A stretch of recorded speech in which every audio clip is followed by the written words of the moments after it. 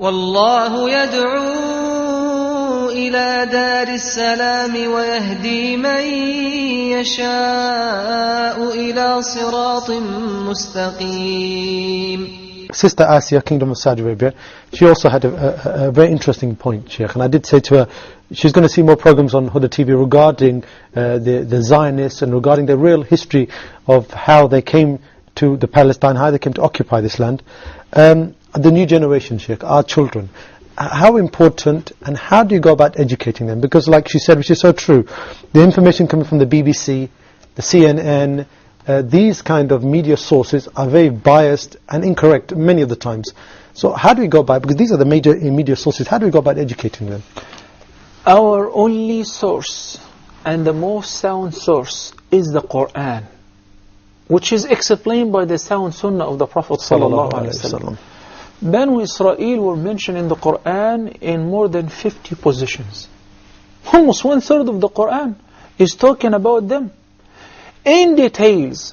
So when you know your enemy, when you know your friend through Allah subhanahu wa ta'ala, their traits as Allah subhanahu wa ta'ala described them in details, then you're fully aware.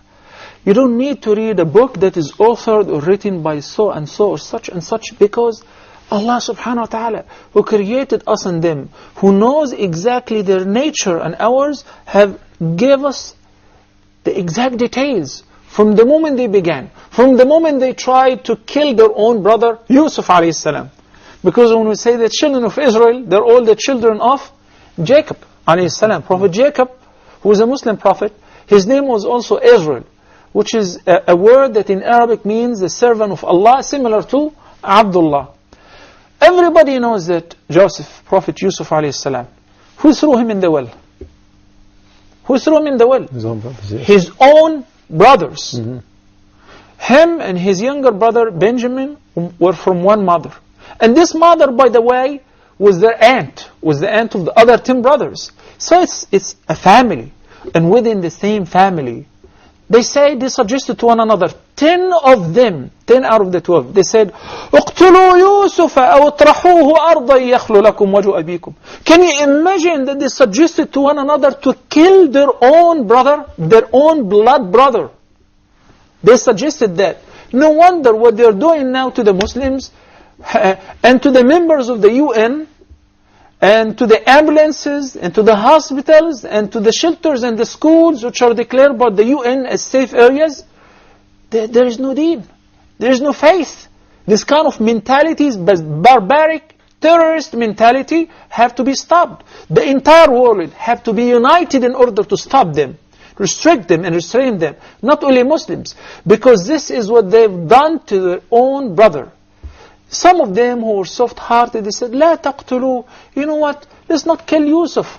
ألقوه في غيابة الجب. This is the most merciful one of them. They suggested to cast him, to throw him in a deserted well, in the darkness, in the extreme cold, so that maybe somebody will pick him up or he will just die there. It begins from there. So if we study the Quran thoroughly, if we read the Quran and simply read the meaning of the Quran, every Muslim who knows English, I advise you to have a copy of the abridged tafsir of Ibn Kathir in your house. If you cannot afford it, you can download it for free. It's free, yes. Software. Yes. You can download it. You can ask us, we'll send it to you for free. Read the Quran, study its meaning in order to know who's the friend and who's the enemy. After all, those who do not believe Allah subhanahu wa ta'ala and do not believe His promise are not Muslims, even if they pray, even if they fast, even if they give in a charity. Because belief is not just the jumping jacks, the physical motions. It's most importantly what settles in the bottom of the heart and the mind of the believer. So, let's all begin. Let's make this event a turning point in the life of the entire ummah. We have to educate ourselves. Not only in math and in physics and in chemistry, we're doing very well in this regard. The most advanced and the most successful physicians in the West, bifadlillah, by the grace of Allah, are Muslims. But when it comes to the deen, vast majority of them do not know but very little. That if they know that little. So let's go back to the Quran, start studying the Quran and educating ourselves. Okay, now there's a point here, Sheikh, that many of these people who have not really studied and so forth, they're the ones who are speaking for the Muslims at the present, unfortunately. And some things they say, and we get these in the emails, people do ask, are really Bani Israel, are they really the same people that are here now? Are these the same people? Is this what Allah is telling us? They're the same people? Or are these different people altogether? Because this is what they say. Even that question is also answered in the Quran. MashaAllah. I can give you so many answers and quote so many verses right now. But why don't we do this? Why don't we begin reading the Quran and taking out all the positions in which Bani Israel were mentioned and study them? Then study what the Prophet ﷺ did once he entered Al-Madinah. The first thing he started with, he reconciled between Al-Aws and Al-Khazraj. These two Arab tribes who were fighting against each other eternally, and who was funding this war? Not funding charity or voluntary, but paying weapons, but selling weapons to Al-Aws and selling weapons to Al-Khazraj as well. Bani Israel in Al-Madinah. Who was selling weapons to Iran and Iraq at the same time? The same people and the same mentality. Who tried to assassinate the Prophet ﷺ more than once? The same people. They have managed to kill some of their prophets. And Allah saved some of them from them and their treachery.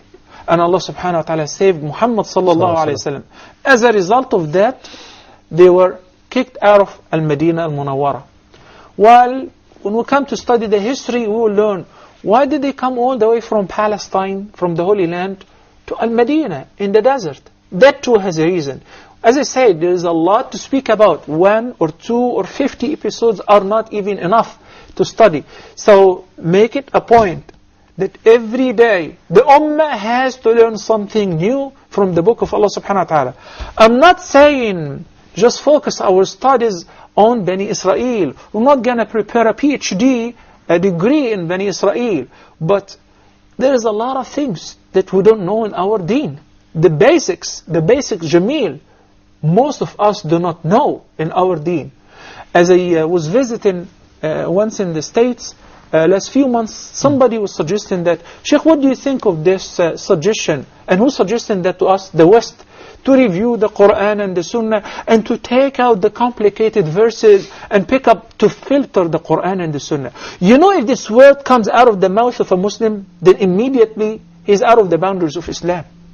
But he said that in a masjid, in one of the Islamic centers after a lecture. Why? I give him the benefit of doubt. Because they don't know. They're innocent. They're ignorant when it comes to the deen. So, let's make a new beginning, inshallah. Okay, Jazakallah.